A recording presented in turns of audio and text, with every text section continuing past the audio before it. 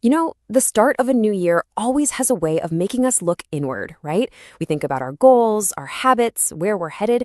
But what if the most important redirection we could make isn't just about ourselves, but about our most important relationship? So today, drawing from the work of John K. Amoa, we're going to dive into a really powerful idea: how to intentionally choose us all over again. When you think about a marriage in trouble, your mind probably jumps to some big, dramatic event, a huge fight or a betrayal. But honestly, the biggest threat often isn't a loud explosion. It's something much, much quieter. It's less like a sudden storm and more like a slow, silent leak in the foundation of a house, something that can go on for years without anyone really noticing. And that's the real danger right there. They gradually drift. This is what we call relational drift.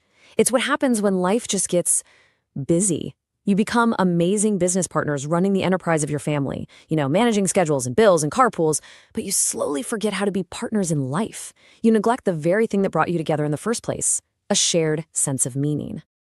Okay, look at this. This slide just breaks it down perfectly. On one side, you've got drift. That's just reacting to whatever life throws at you. It's sharing calendars, but not a real purpose. And that, of course, leads to that slow creeping emotional distance. But on the other side, you have direction. That's a shared vision that actually guides your choices.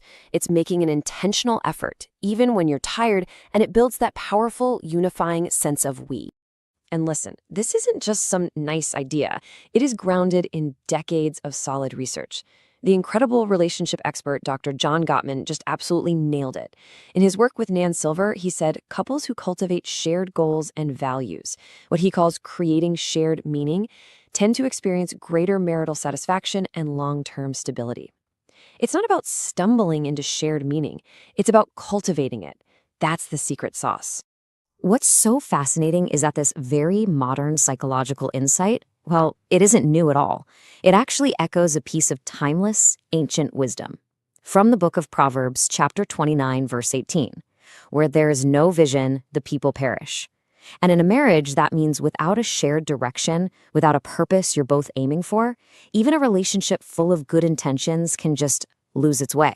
So how do we actually build this shared vision? Well, Dr. Gottman's research gives us a modern framework for this ancient idea. He calls it a shared meaning system. And as you can see, he defines it as the unique culture a couple creates together. It's built from your inside jokes, your family traditions, your shared goals, all the little things that make your relationship uniquely yours. This becomes the very bedrock of marital health. And what does having the shared vision actually do for a couple? The benefits are huge. A shared vision creates this deep sense of emotional safety. And when you both feel truly safe, your defensiveness during a conflict, it just plummets. And that powerful combination, it feels higher satisfaction and builds the resilience you need to weather any storm that comes your way. Now, let's be really clear about something. Having a shared vision is not some magic spell that makes all your problems disappear. Life is still going to happen. What it does, though, is give you a powerful shared why.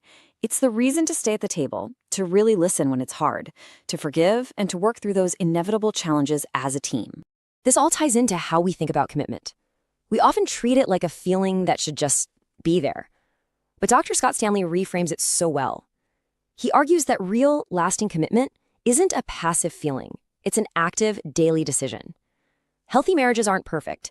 They're sustained by couples who, especially when things get tough, look at each other and consciously choose us all over again. And this daily choice to agree on a shared path, it goes even deeper into the spiritual part of a partnership. The prophet Amos asked a question thousands of years ago that is so profound for marriage today. From Amos chapter 3, verse 3, can two walk together unless they are agreed? And he wasn't just talking about agreeing on what to have for dinner. This is about a fundamental agreement on your path, your values, and your purpose together. Which leads us to one of the most powerful metaphors for a marriage strengthened by faith. From Ecclesiastes chapter 4, verse 12, a threefold cord is not quickly broken. Just picture that for a second. You are one cord, your partner is the second. And by yourselves, you're strong. But when a shared faith in God is woven in as that third cord, the bond becomes exponentially stronger, way more resilient than you could ever be on your own. So what does this threefold cord actually look like day to day? It's not some abstract idea. It's incredibly practical. It means your marriage becomes a place where your character is intentionally shaped for the better. It's a home where grace isn't just a nice concept, but a daily active practice. And it's the very thing that allows your love to deepen and mature, growing beyond just emotion into a truly steadfast commitment. Ellen G. White put this so beautifully in her book, The Adventist Home. She wrote, "Christian homes established and conducted in accordance with God's plan are a wonderful help in forming Christian character." Just think about that. Your home can literally become a sanctuary, a workshop for becoming better, more loving people together. All right, so let's bring all this home with 3 incredibly intentional questions you can actually ask each other. The first one is a vision casting question. Sit down together and ask, what kind of marriage do we want to be known for by the end of this year? Not a perfect marriage, but an intentional one. Not an impressive one, but a faithful one. Now, this second question is just as important, but it's about subtraction, not addition. What habit, what pattern, or what posture must we release for that vision to become a reality? You know, lasting change often begins by letting go of something, not by just piling on more effort. So, what needs to go? And finally, the third question helps you focus your energy. What is the one spiritual or relational practice you will protect together this year? Maybe it's 5 minutes of prayer in the morning or a weekly tech-free check-in. Research has shown that these shared spiritual practices are a huge predictor of marital stability. So, what's your one thing? Because here is the bottom line. The magic is not in the changing of the calendar. A new year doesn't automatically fix or strengthen anything. A strong, resilient, and joyful marriage isn't something you find. It's something you build together, their intentional choices, day by day. And why does all this effort matter so much? We'll leave you with this final, truly aspirational thought from Ellen G. White's The Ministry of Healing. She wrote, "The greatest evidence of Christianity that can be presented to the world is a loving and lovable Christian family. Choosing us again isn't just for you. It's about creating something so beautiful and resilient that it actually inspires everyone around."